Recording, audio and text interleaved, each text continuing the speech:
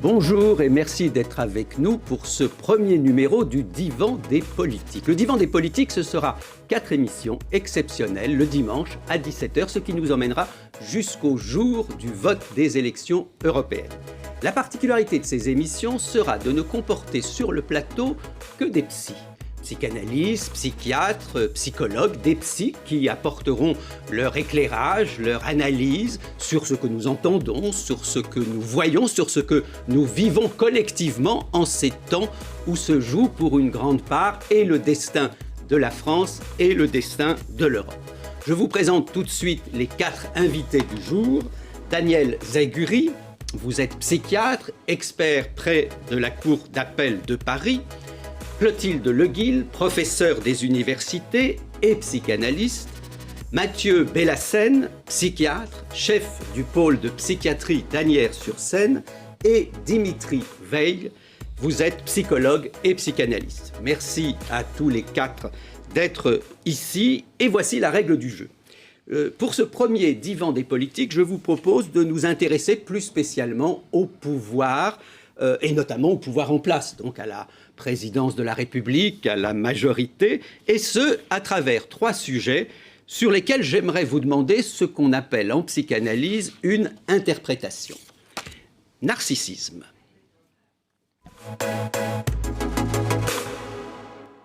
Alors, on se souvient tous sans doute de la conférence de presse où La République en marche a présenté sa liste aux élections européennes. Le dieu des lapsus et des actes manqués avait manifestement décidé ce jour-là de s'amuser. Stéphanie Yoncourtin, normande, maire de Saint-Const, si je ne me trompe pas, je ne sais pas, Saint-Comté, excuse-moi. Laurence Faring, excuse-moi. Pierre Karleski. Excuse-moi, Pierre. Il y a eu un peu de crispation. Voilà quelques noms. Désolé pour les petits problèmes d'écorchement de noms. Alors, on sourit, bien sûr, mais les bévues du directeur de campagne de La République En Marche soulignaient un fait incontestable. Dans ces élections européennes, il y a beaucoup de candidats inconnus. Et les 4 principales formations politiques ont d'ailleurs choisi des têtes de liste, Manon Aubry, Jordan Bardella, François-Xavier Bellamy ou Nathalie Loiseau, que très peu de gens connaissaient.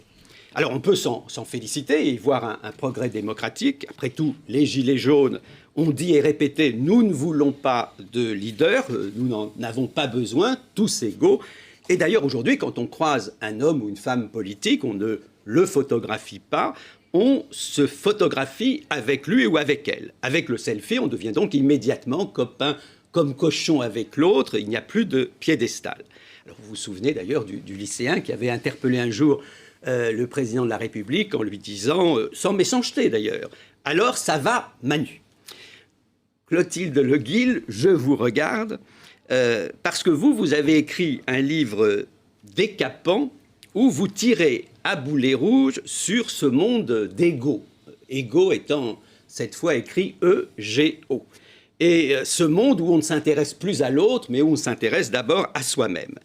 Et comme psychanalyste, vous dites que tout ça contribue non pas à nous singulariser, mais à nous uniformiser.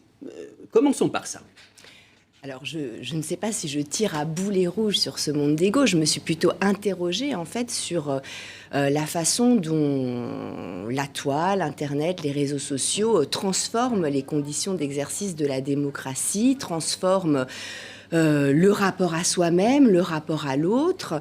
Et je me suis demandé si finalement ce lieu d'expression finalement qui est proposé au sujet leur permet vraiment de faire reconnaître une parole, de faire reconnaître leur singularité, ou les enferme dans une forme de narcissisme, un narcissisme de masse qui ne contribue pas nécessairement à la rencontre avec l'autre. En fait, je suis partie de là. Dans l'extrait que vous avez passé sur la présentation de la liste européenne de La République En Marche, ce qui est frappant, enfin moi ce qui me frappe, c'est pas seulement que ce soit des inconnus finalement pourquoi pas, parce que le fait d'être connu n'est pas forcément un gage de compétences politiques ou de légitimité politique. Mais ce qui me frappe, c'est que la tête de liste ne connaisse pas les noms de ceux avec qui il doit faire équipe, puisque c'est le terme qui apparaît à la fin. C'est plutôt ça qui est frappant, c'est-à-dire comment faire équipe si effectivement on ne s'intéresse pas aux professions mêmes de ceux avec qui on doit constituer une liste politique.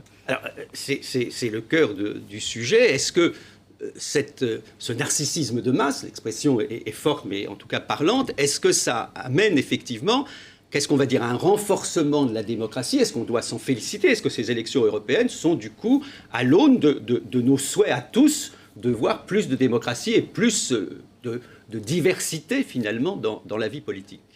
Je crois qu'il faut partir de la crise de la démocratie représentative. Je vote pour quelqu'un, je lui délègue mon vote, il va agir, mais ça implique, il va agir au nom de ma sensibilité, je l'ai choisi, ça implique un certain écart symbolique et ça implique une différence, une altérité. Hein. Alors que, si vous voulez, à 1 degré de plus, cette différence devient une captation, devient une spoliation. C'est-à-dire il parle à notre place, ils nous trahissent. Et donc, assez vite, on aboutit à quelque chose de complotiste ou de quasi-persécutif. Donc, la femme ou le type comme moi qui va mouiller sa chemise et qui est interchangeable, parce que s'il ne me convient pas, je vais pouvoir évidemment en élire un autre. Ça, c'est quelque chose qui effectivement paraît occuper aujourd'hui le devant de la scène. Alors, il y a des raisons probablement qui tiennent à l'ère du temps, à ce que vous appelez le narcissisme de masse. Il y a aussi quand même des raisons que j'ai envie de dire objectives, c'est-à-dire cet entre-soi, ces hommes politiques qui sont élus pendant des décennies, avec des éléments de langage toujours les mêmes, et l'idée d'un éloignement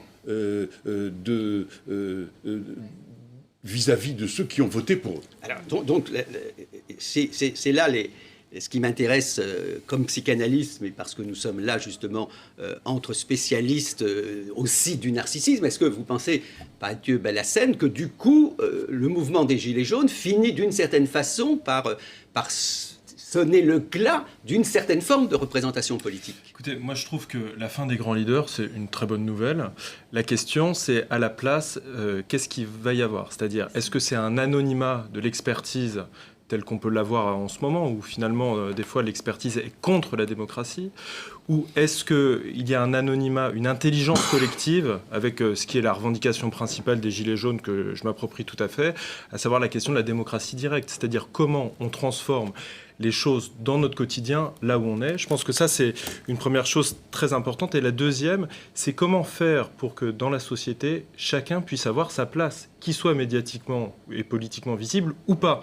Et je crois que c'est ça ce qui est extrêmement important. Et il y a même un piège, on peut dire le piège du miroir ou le piège de l'image, qui est de penser que, puisqu'on se produit soi-même devant un écran, on va avoir plus de place dans la société. Je crois que justement, ce qu'a montré le mouvement des Gilets jaunes, c'est précisément une sorte de renversement, à savoir que à partir de son anonymat, on peut faire de la politique concrète.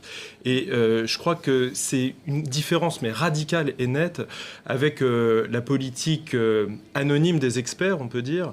Voilà, ça me semble très important. Donc, ce que vous dites, c'est le fait de me voir, moi, dans l'image, puisqu'effectivement, dans le selfie, je me vois, sur Internet, je me vois ou je me montre aux autres, que finalement, c'est aussi un peu une tromperie. C'est-à-dire que je pense que j'existe parce que je me vois, mais c'est pas pour ça que finalement, alors je peux peut-être me tourner vers Dimitri Veil, c'est pas pour ça forcément que le maître, que le leader a pour autant disparu. Est-ce que ce narcissisme de masse ne fait pas finalement que les leaders sont toujours aussi présents, comme on le voit dans les élections européennes? Derrière Manon Bry, il y a quand même Mélenchon, derrière M. Bellamy, il y a quand même Wauquiez. Donc est-ce que finalement le maître n'est pas toujours aussi présent en profitant du fait que je crois, moi, être sur la scène?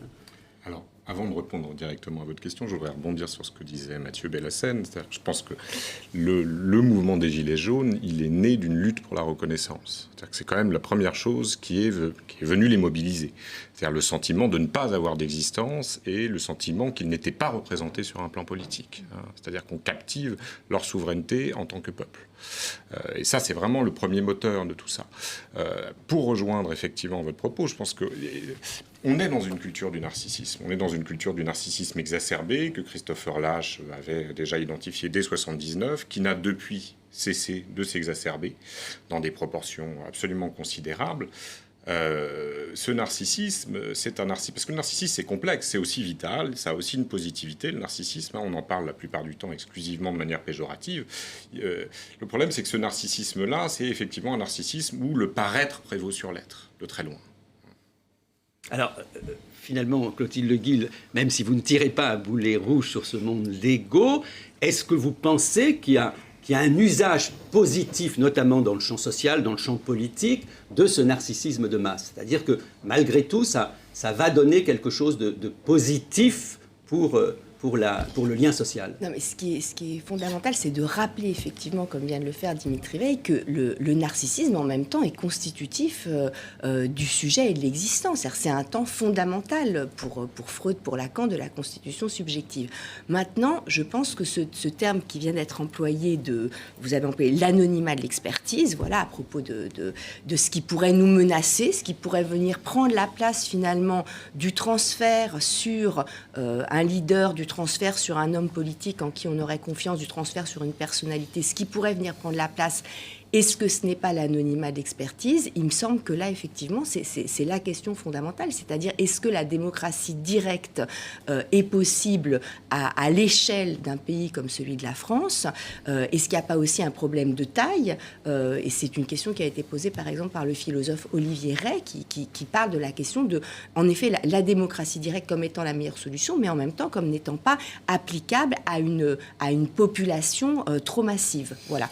Donc, pour répondre à votre question, Gérard Miller, donc, je ne pense pas que le narcissisme de masse fasse obstacle nécessairement à la démocratie, mais je pense qu'il change les conditions d'exercice de la démocratie. En tout cas, il change les conditions d'expression des sujets et il peut à la fois favoriser une multiplication de prises de parole, par exemple. Pour le hashtag MeToo, moi, il m'a semblé qu'il y avait vraiment là quelque chose de politiquement très puissant qui se passait et qu'on entrait vraiment dans un nouveau monde. Et en même temps, ça se retourne en son contraire, c'est-à-dire qu'aussi bien cette parole qu'on peut faire connaître au monde entier si facilement, si rapidement, elle peut aussi se retourner et perdre de sa valeur dès lors qu'elle peut être remise en question par n'importe quelle autre parole. C'est ce ravalement aussi du statut de la parole qui me semble symptomatique de notre époque. Alors, Dimitri Veil, dans cette 5e République où on sait la place du président de la République, la place du numéro 1, est-ce que finalement, il n'en restera pas qu'un seul finalement? Est-ce que c'est peut-être la fin des grands leaders politiques, sauf de celui-là? Est-ce que le psychanalyste, psychologue que vous êtes, a le sentiment finalement que ce narcissisme de masse aboutit en tout cas au renforcement du numéro 1? Si on prend la séquence que vous venez de diffuser, en fait, il y a une double dimension. Il y a une dimension où tout le monde est invisibilisé, sauf un, et sauf un qui en fait n'apparaît pas, n'est pas là, qui est Macron en fait. Le narcissisme dont il est question aujourd'hui, c'est un narcissisme qui a partie liée de très près avec le rapport à la toute-puissance, avec le rapport au tout et à l'un. C'est la dialectique du tout et de l'un. Ça produit des idéologies qui vont porter certains à dire qu'il existe certains qui sont tout et certains qui ne sont rien. Ça produit des idéologies aussi où on va pouvoir croire à une croissance infinie dans un monde fini. C'est vraiment un narcissisme qui a partie liée de très près avec la problématique de la toute-puissance. Alors, oui, Daniel Zaguri. Oui, mais On parle des aspects un peu ridicules du narcissisme, mais effectivement, il ne faut pas oublier que cette toute-puissance, elle s'adosse sur une impuissance, un vécu d'humiliation. C'est ça qui est important. Cette crispation narcissique de notre société, elle se fonde sur un vécu d'inexistence, de disqualification. Mais la toute-puissance, si je peux rebondir, la toute-puissance, à son origine même, est une compensation d'impuissance. La toute-puissance, d'une certaine manière, est une érection d'impuissance. C'est un oxymore. Alors, je m'aperçois que ça fonctionne, en tout cas entre vous, et je vous propose tout de suite de continuer à partir d'une question très précise, traumatisme.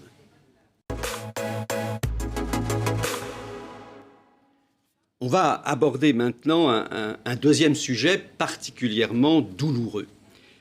Mais ces élections européennes sont de fait hantées, consciemment ou inconsciemment, par le souvenir des morts, des blessés, par les incroyables souffrances qu'ont provoquées les attentats que la France a subis.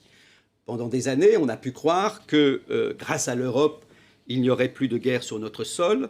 Et voilà qu'un conflit sanglant d'un genre nouveau nous confronte à des êtres humains, les terroristes islamistes, dont la monstruosité déboussole manifestement les discours politiques. On se souvient de Manuel Valls affirmant qu'il n'y a aucune explication à chercher, car expliquer, c'est déjà vouloir excuser. Il est quelque peu revenu par la suite sur cette affirmation, mais il témoignait peut-être là de l'impuissance des politiques à penser ce réel insupportable. Alors, je me tourne plus spécialement vers vous, Daniel Zaguri. Vous êtes, je l'ai dit, expert près la Cour d'appel de Paris. Vous avez rencontré, pour les expertiser, les pires criminels, y compris des terroristes, ce qu'aucun homme politique, aucune femme politique n'a fait, et pour rebondir sur ce qu'on se disait précédemment, ce qu'aucun d'entre nous n'a jamais fait. Alors, à ces criminels, vous avez parlé longuement, j'ai lu votre dernier livre, La barbarie des hommes ordinaires, et j'ai le sentiment que cela vous a appris quelque chose que les politiques et nous-mêmes, ceux qui passons notre temps finalement à parler de nous, ce que tous ensemble nous ignorons et peut-être ne voulons pas savoir. Qu'est-ce que vous avez appris finalement que nous tous, politiques ou non, nous ne savons pas? D'abord, je voudrais partir de la déclaration de Manuel Valls. Parce que cette déclaration, elle traduit une sidération de la pensée, elle traduit une émotion, et elle traduit quelque chose que nous traversons tous, y compris moi. Y compris moi, à la suite d'un attentat. Quand il y a un attentat, je ne suis pas psy, n'est-ce pas? Je suis un citoyen qui réagit à l'horreur. Et j'ai une réaction qui est une réaction d'amalgame. Je peux dire tenir les mêmes propos que n'importe qui. Bon. Mais maintenant, quand on me demande de faire une expertise, vous comprenez bien que si je m'en tiens à cette réaction, c'est peut-être pas tout à fait souhaitable, ni même ce pourquoi je suis mandaté. Et nous, psychiatres ou psychologues, nous sommes assez rapidement taxés de complaisance quand nous essayons d'éclairer des mécanismes comme ceux qui font qu'un individu assez ordinaire va aboutir d'étape en étape jusqu'à commettre un attentat. Parce que ça, c'est le premier point, justement, c'est un homme, reprenons le terme, ordinaire. Alors, dans l'immense majorité des cas, en dehors de rarissimes malades mentaux, après tout, pourquoi un malade mental ne s'emparerait pas de l'air du temps pour agir son délire, en dehors de ces cas très rares, effectivement, ce ne sont ni habituellement des monstres, comme notre première réaction nous pousserait à le penser, ni des grands psychopathes, ni des grands pervers, ni des malades. Ce sont des sujets assez ordinaires, et ce sont des sujets assez ordinaires qui ont été amenés d'étape en étape à s'inclure dans un système totalitaire qui va les débarrasser de tous les conflits humains fondamentaux et qui va donner un sens à leur vie, même si c'est quelque chose qui nous terrifie, même si c'est quelque chose qui nous paraît énorme, ça va donner un sens à leur vie. Ils vont quitter leur première vie d'échec, de petits toxicomanes ou de petits ratés, en tout cas qui se vit comme tel, pour devenir une sorte de héros de l'islam, avec une utopie, avec des idéaux, même si ce sont des idéaux mortifères, même s'ils sont des idéaux d'horreur ou de mort, qui va donner un sens à leur vie, même si ce sens à leur vie, c'est la mort. Alors, justement, puisque Mathieu Belkacem, on évoquait la question de l'expertise aussi et de l'égalité de tous ou pas devant le réel, est-ce que là, par exemple, lorsqu'on évoque justement le terrorisme, ce qui nous sidère, pour reprendre l'expression de Daniel Zaguri, est-ce que vous avez le sentiment que les psychiatres, les psychanalystes, les psychologues sont mieux placés que d'autres, pour le coup, parlons de vous, pour interpréter ce qui semble nous échapper, ou en tout cas échapper au discours politique? Il y a eu un très beau livre qui avait été écrit qui s'appelait « L'ordinaire de la cruauté ». Et je crois qu'il y a un ordinaire de la cruauté qu'on partage toutes et tous, en tant que citoyens, que psychiatres ou pas. La question centrale, c'est qu'est-ce qu'on fait de ce phénomène-là? Par exemple, en psychiatrie, nous, on a assisté à une criminalisation des patients psychiatriques qui ont été considérés par la circulaire Collomb de mai 2018 comme étant des terroristes en puissance. Donc toutes les personnes qui sont hospitalisées sous contrainte maintenant sont fichées dans notre pays. Vous voyez ? Alors du coup, quand le champ social légitime le fait que toute personne ne va pas bien est un terroriste en puissance, quand on est psychiatre, on ne peut être que révolté contre ça. Bon. Maintenant, la question, moi je vous dis, on a affaire à des êtres humains de toute façon. On rencontre des êtres humains de toute façon qui sont dans des situations dramatiques pour souvent, qui sont elles-mêmes dans des situations traumatiques. Et là, encore une fois, c'est pas parce que quelqu'un est traumatisé que ça l'excuse de faire des saloperies après. Il n'est pas question d'excuser, mais il est question toujours, et c'est ça qui fait finalement le développement de notre société, c'est d'essayer de comprendre pour voir comment on peut aider et la société et la personne à pouvoir avancer. Et au niveau politique, puisqu'on est quand même dans une émission politique, moi je voudrais dire que la séquence qu'on a connue avec les attentats, ce qui l'a soigné, en tout cas pour moi, ça a été Nuit debout, et ça a été après tout ce qui s'est créé sur la place de la République et ailleurs, parce qu'on était saturé de cette cruauté, de ce monstre. On était saturé d'images sur le terrorisme islamiste, etc., etc.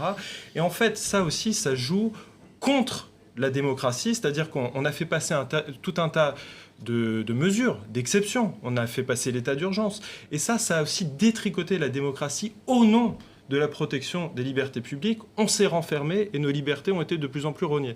Et je crois que ça, alors là, en tant que psychiatre, on voit le dégât que ça fait de rogner les libertés publiques et comment justement on peut basculer au niveau de la société dans des logiques totalitaires, par exemple à l'hôpital, dans des logiques concentrationnaires où on exclut de plus en plus les gens.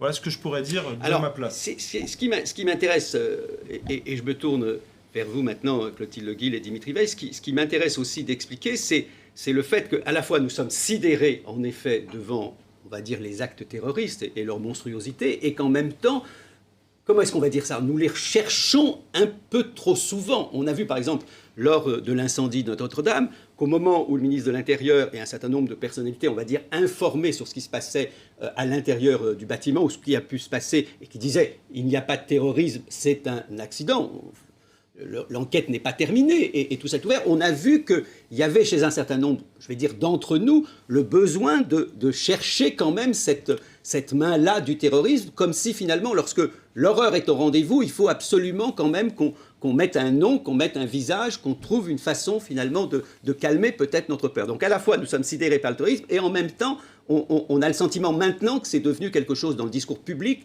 de nécessaire. Qu'est-ce que vous en pensez, Dimitri Veil ? C'est une question complexe que vous posez. Enfin, il y a différentes... déjà, il y a un besoin de sens, toujours. Il y a besoin d'identifier une cause pour avoir l'illusion de la maîtriser. Bon, mais j'aimerais en même temps répondre à votre question, en même temps rebondir sur ce qui vient d'être dit, parce que ce qui vient d'être dit rejoint la question de la banalité du mal chez Arendt.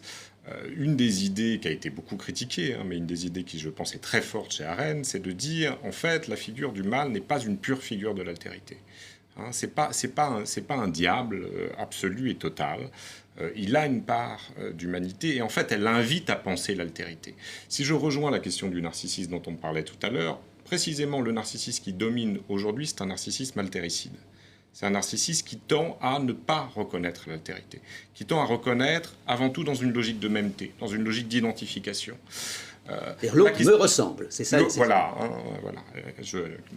je m'assemble avec qui je reconnais comme étant identique à moi. Hein. Ça soulève toute la question des identités. Bon. Moi, je pense qu'il y a une urgence, au contraire, à penser l'altérité.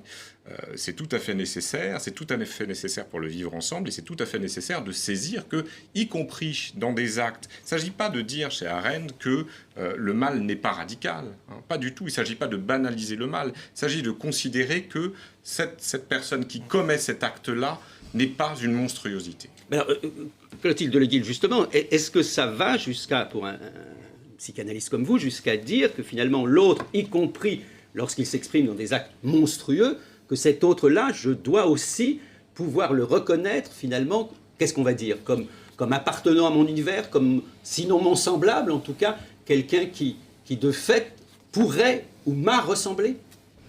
Je ne prendrai pas tout à fait les choses comme ça, puisqu'on se réfère à Hannah Arendt à partir de votre livre sur la banalité du mal. Il n'y a pas que cela dans le livre de Hannah Arendt sur le procès d'Eichmann à Jérusalem. Quand même, ça, ce qu'elle montre, c'est que cet homme n'éprouve pas de culpabilité par rapport à ce qu'il a commis et qu'il considère qu'il n'a fait qu'obéir aux ordres, qu'il n'a fait que suivre presque une loi morale, qu'il n'a fait que faire le bien. Et donc, plutôt ce qu'elle nous amène à interroger, c'est ce rapport au bien qui peut nous pousser finalement à la barbarie. Enfin, moi, c'est plutôt comme ça que je l'entends.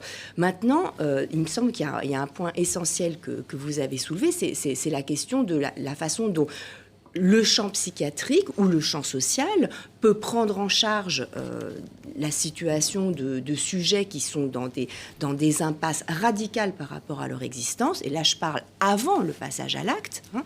Et effectivement, là, il me semble qu'il faut sauver aussi la valeur de la parole contre la valeur de l'expertise, c'est-à-dire montrer comment est-ce que on renoue et on aide un sujet à retrouver la civilisation par le biais de la parole. Et c'est ça qui est à sauver dans l'exercice de la psychiatrie, me semble-t-il. Daniel Tagueux, on peut se poser cette question, sans prendre des exemples précis. Est-ce que vous pensez que si effectivement il y avait dans notre société une autre façon de prendre en compte la parole et l'écoute, est-ce que vous pensez qu'un certain nombre de ceux qui ont commis ces actes monstrueux auraient pu ne pas les commettre? Est-ce qu'on peut évoquer ça? Alors, moi, je suis extrêmement prudent par tout ce qui pourrait être de l'ordre de notre culpabilisation par rapport à ces actes. Ou de notre interrogation, une interrogation qui serait excessive de notre part. La banalité du mal d'Hannah Arendt est essentielle pour comprendre ces questions. Moi, effectivement, je n'ai parlé que de ça dans mon livre. Et Hannah Arendt est aussi essentielle pour comprendre comment des sujets vont s'inclure dans une pensée totalitaire qui va les déshabiller de toute interrogation sur eux-mêmes, qui va les délivrer de tout conflit interne, qui va leur donner un sens à leur vie, tout en les désingularisant totalement, en leur faire perdre leur parole en première personne. Hein. Donc là, si vous voulez, Hannah Arendt est absolument essentielle pour comprendre ces questions. Mais je dirais que le point de vue des psys, dans cette question, est celui qui est le plus rationnel. Parce qu'on part effectivement de la réaction de sidération, on part de l'amalgame, et en définitive, quand on essaie de travailler, de réfléchir tous ensemble sur ce qu'on appelle la déradicalisation, c'est-à-dire comment ces sujets vont se défaire de cet univers totalitaire qui leur a tant apporté. Et là, on s'aperçoit que, et pour nous psy, c'est précieux, c'est le cas par cas. Et c'est-à-dire qu'on observe 3 groupes, un groupe pour lequel c'est même pas la peine, ce sont des idéalistes passionnés, ce sont des gens qui sont... Et puis un groupe qui quasiment, spontanément, va se détacher de ce monde totalitaire qui leur a apporté quelque chose pendant un certain temps. Et puis entre les deux, il va falloir travailler pour faire pencher la balance d'un côté plutôt que de l'autre. Donc notre position est une position rationnelle. Eh bien maintenant, vous allez voir que ça vient bien faire écho à tout ce qu'on a évoqué jusqu'à présent. Perversion. Oui, perversion, c'est le titre que j'ai choisi pour notre 3e et dernière séquence. Alors c'est un mot à la mode, hein, qui n'a pas entendu parler des pervers narcissiques, mais on oublie souvent que la perversion, ça consiste aussi à détourner le sens des mots, à corrompre leur usage. on peut dire qu'est pervers, par exemple, celui qui affirme « je t'aime » et qui, en réalité, fait l'inverse « je te détruis ». D'où cette question que je vais poser aux spécialistes de la parole et de l'écoute, puisque c'était quand même au cœur de nos premiers débats. Pourquoi, finalement, de toutes les paroles prononcées, et alors qu'elles devraient sans doute, sinon nous pacifier, en tout cas nous unir, pourquoi de toutes les paroles qui sont prononcées dans l'espace public, les paroles politiques sont devenues les moins crédibles, les moins à même de nous expliquer le monde et de nous faire vivre ensemble? Pourquoi est-ce que c'est là qu'on pourrait tout particulièrement dire qu'il y a de la perversion? Je suis profondément convaincu que chaque citoyen est nécessaire pour le projet de la nation. Nombre de nos concitoyens ne se sentent pas respectés, considérés. Ils sentent leur vie comme empêchée. Je pense aux mères de famille élevant seuls leurs enfants et ne parvenant pas à finir le mois. Je pense à nos agriculteurs qui ne veulent que vivre dignement de leur travail, ou à nos retraités modestes qui aident encore leurs enfants et ont à charge leurs parents. Nous avons commencé à leur apporter des réponses, et je sais leur impatience légitime, mais il faudra aller plus loin. Alors, Emmanuel Macron était peut-être sincère, comme il l'était devant Notre-Dame en flammes, ou dans ce qu'il a pu déclarer juste au lendemain, dans son désir de reconstruire le bâtiment en 5 ans. Mais la compassion pour les faibles, qu'exprime à l'occasion le pouvoir, personne n'y croit. On peut dire que c'est parce qu'ils sont mauvais comédiens, les hommes politiques, mais enfin, je crois que personne n'y croit parce que tout le monde se rend compte qu'il est impossible désormais pour qui s'exprime publiquement de ne pas utiliser certains mots, comme des mantras, comme des formules magiques. Compréhension, bienveillance, concertation, débat, écoute. Et même si les mots sont en totale contradiction avec les actes. Alors, je me tourne vers vous, Mathieu Bellassène. Quelle interprétation faites-vous de ce phénomène pervers, peut-être? Alors, avant une interprétation, c'est une affection. Je suis affecté. Moi, quand j'entends ça, ça me fout en rogne, ça me fout en colère. Et je crois qu'une lutte contre la perversion du monde actuel, c'est justement de ne pas être sidéré, mais d'être révolté, parce que ça fait le lien avec le sujet précédent. Ce qui fait trauma, c'est la trahison de la parole. C'est-à-dire que quand vous donnez une parole, quand vous dites quelque chose, et qu'il y a un grand renversement de ce que vous dites en des actes contraires à ce que vous dites, qui détruisent dans les actes ce que vous dites, c'est ça qui rend fou, ça peut, qui rend cynique, qui rend sidéré. Et je crois que ce que fait cette parole-là, c'est une confusion généralisée. Et vraiment, je prends l'exemple du mot bienveillance. Le mot bienveillance, on l'a entendu à toutes les sauces. On peut dire que c'est un mot tape à l'œil, voire c'est même un mot qui est borgne en ce moment, ce mot de bienveillance. Et je crois que c'est ça qu'il faut voir dans les actes, ce que ça produit. Tous les discours positifs qu'on a. Alors moi, dans le bouquin que j'avais écrit, c'était sur tous les mots positifs de la santé mentale. Mais ça, c'est dans le champ social. La bienveillance, le bien-être, on peut en citer l'innovation. Il y a par exemple aussi le bonheur. Tous ces mots-là, ou alors il faut faire de la pédagogie. Ce sont des mots qui permettent d'instiller dans la langue un poison qui nous contamine tous et qui ne nous rend pas, qui ne nous rend pas vraiment clair sur qu'est-ce que ces mots veulent dire en réalité. Et je crois que, si vous voulez, ce qui est important, c'est de penser cette perversion actuelle, et dans le moment politique qu'on vit, c'est qu'au nom de la démocratie, on détruit la démocratie, au nom de la santé, on détruit les soins, au nom d'une école de la confiance, on criminalise les parents et les enfants. Moi, j'habite dans le 93. Des directeurs ont eu, de la part de l'académie, des consignes pour dire que les parents et les enseignants qui font le sitting devant le bureau du directeur, il fallait les dénoncer. Vous voyez, c'est ça l'école de la confiance qu'on nous promet, c'est-à-dire une criminalisation de lutte politique, mais finalement, qu'il y ait des luttes politiques, c'est qu'il y ait du conflit. Et le conflit, ça permet justement de sortir de cette sidération et de cette perversion actuelle. Alors, Dimitri Veil, justement, quand on est psy, que ce soit psychiatre, psychanalyste ou psychologue, vous avez vu qu'ici, on ne rentre pas dans le détail des pratiques, est-ce qu'on peut témoigner du fait que, aussi bien individuellement que collectivement, le décalage qu'il y a entre ce qu'on dit et ce qu'on fait, l'utilisation pour, je dirais, l'esbrouf, la montre d'un certain nombre de termes, alors que les actes sont différents, ça produit, pour le coup, des traumas, des catastrophes subjectives, personnelles ou collectives. Alors, au moins deux choses. La première, c'est qu'on prend le pouvoir par la parole. Celui qui a le pouvoir, c'est celui qui a le monopole de la parole. Bon. Ensuite, on sait très bien que l'usage de la langue est une manière de produire des effets de propagande et une manière de prendre un pouvoir. C'est quelque chose que nous a très bien montré Orwell dans 1984 avec La Novlangue, Klemperer. Éric Hazan a écrit un petit bouquin là-dessus tout récemment, c'est-à-dire de quelle manière on euphémise les choses, de quelle manière on prend le pouvoir par les mots et on produit des effets de propagande par les mots. Ça, c'est la première chose qui est tout à fait importante. La deuxième, c'est que, on parlait du narcissisme tout à l'heure, et du lien entre le pouvoir et le narcissisme. Ce qui est, moi j'oserais presque dire une petite provocation, là où je rejoins Louise Michel lorsqu'elle dit que le pouvoir est maudit, c'est que c'est le pouvoir personnel qui est maudit. Et le pouvoir personnel, il repose toujours sur une forme de mise en scène, une forme de mystification, une captation par l'imaginaire. Et c'est devenu... Donc il n'y a pas de bon pouvoir, finalement. Tout si, pouvoir bien sûr, est pervers. C'est pas du tout ça que je suis en train de dire. Je pense qu'il faudrait différencier déjà considérablement la question du pouvoir personnel et la question de l'autorité, la question du pouvoir comme un enjeu collectif et démocratique de la question du pouvoir personnel. Ce que je suis en train de dire, c'est que le pouvoir individuel, ce narcissisme qui produit un rapport à la toute-puissance ou qui vise au règne de l'un, celui-ci produit effectivement un pouvoir pervers. C'est pas pour rien, d'ailleurs, que, effectivement, ce qu'on appelle aujourd'hui la perversion narcissique, un terme qu'on pourrait critiquer, mais qui n'est pas apparu pour rien et à n'importe quel moment. On commence à voir apparaître de plus en plus des problématiques liées au narcissisme dans les années 60 et dans les années 70. C'est ce qu'observent les psychologues, les psychopathologues. Ça va monter ça de manière de plus en plus exacerbée et ça a à voir avec une culture du spectaculaire, ce que Debord appelait la culture du spectacle, à la société du spectacle, ce que Christopher Lasch a appelé la culture du narcissisme.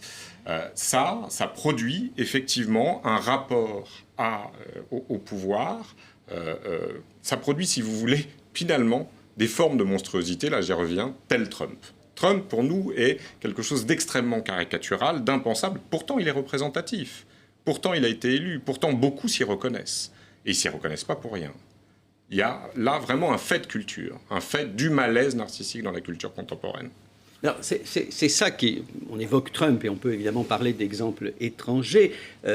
Est-ce que vous diriez, Clotilde Le Guil, que cette dévalorisation de la parole publique, peut-être a-t-elle toujours existé ou peut-être est-elle plus spectaculaire aujourd'hui dans ce monde du spectacle, que cette dévalorisation de la parole publique aboutit du coup à ce que toutes les paroles se valent? C'est un petit peu ça qu'on craint souvent lorsqu'on évoque les fake news. Qu'est-ce qui différencie une vraie information d'une fake news? Mais qu'est-ce qui différencie une parole vraie d'une parole qui ne le serait pas? Lacan, que vous citez comme moi, disait il y a des accents graves, il y a des accents aigus, mais il n'y a pas d'accent de vérité. Donc finalement, comment, quand on est psychanalyste, on fait cette différence entre la parole vraie et la parole fausse? Oui, ce qui est très compliqué aujourd'hui, ce qui nous met un peu dans l'impasse, c'est que effectivement, pour pouvoir faire confiance à un homme politique, il faut pouvoir faire confiance dans sa parole et dans les mots qu'il emploie.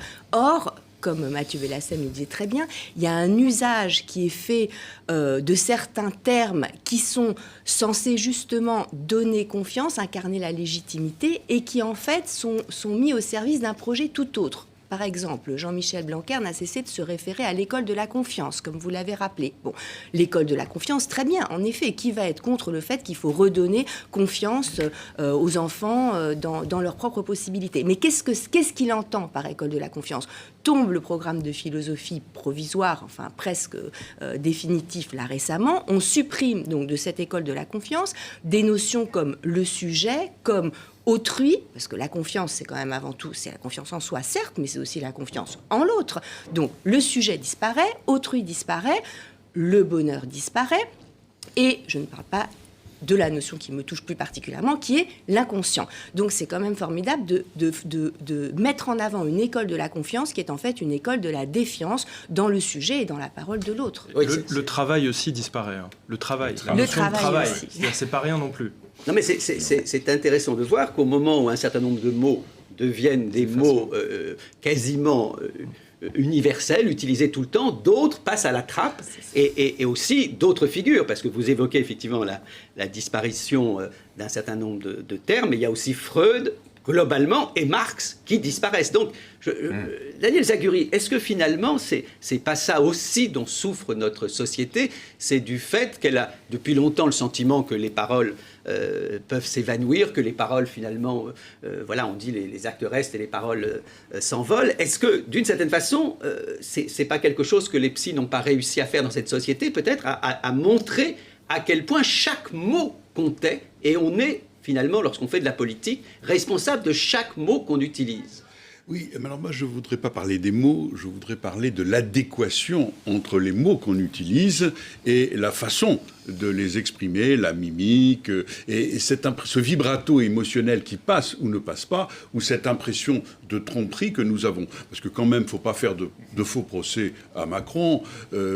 Quand il exprime son émotion après l'incendie de Notre-Dame, c'est une émotion sincère. Alors peut-être qu'il l'exprime mal. Alors, si vous voulez, je crois que... c'est une vraie question, c'est pourquoi souvent des émotions sincères, ne faisons pas des procès, sont exprimées d'une façon aussi insincère. Quand vous êtes ému, eh ben, je suis désolé, vous ne faites pas la tête que font la plupart des hommes politiques lorsqu'ils nous disent qu'ils sont émus, comme si leur émotion devait nécessairement être en quelque sorte mise en scène. Absolument, je ne mets pas en scène ce que je dis parce que je ne cherche pas de bulletin de vote. Hein.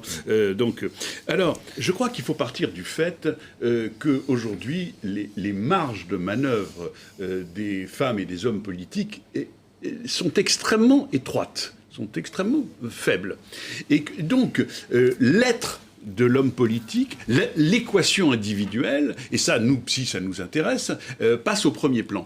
Et les médias sont impitoyables, parce qu'évidemment, de déclaration en déclaration, on traque, si vous voulez, des choses qui parfois sont extraordinaires. Je veux dire, Pinocchio, à côté, avec son nez qui grandit, apparaît comme quelqu'un de discret et de nuancé. Donc, si vous voulez, il y a quelque chose là d'absolument essentiel qui, pour nous psychiatres, nous savons que nous soignons aussi par ce que nous sommes. Et je crois, alors ils sont bardés effectivement de conseillers en communication qui leur disent tel élément de langage, tel élément de langage, tel élément de langage, mais c'est pas tellement ça qui compte. Ce qui compte, c'est l'adéquation entre la façon de parler à quelqu'un et ce que je donne à voir de moi-même. Et là, effectivement, il y a un éclat de sincérité qui va apparaître, ou au contraire, une impression parfois trompeuse de mensonge. Que ce soit incarné. Écoutez, c'était notre premier divan des politiques. Il y en aura donc encore 3 autres jusqu'aux élections européennes. J'espère qu'on contribuera ainsi à apporter un éclairage, une analyse un petit peu différente. En tout cas, merci à tous les 4 d'être venus pour cette première. Et je donne rendez-vous à tous ceux qui nous regardent pour le prochain divan des politiques, dimanche prochain à 17h. Merci.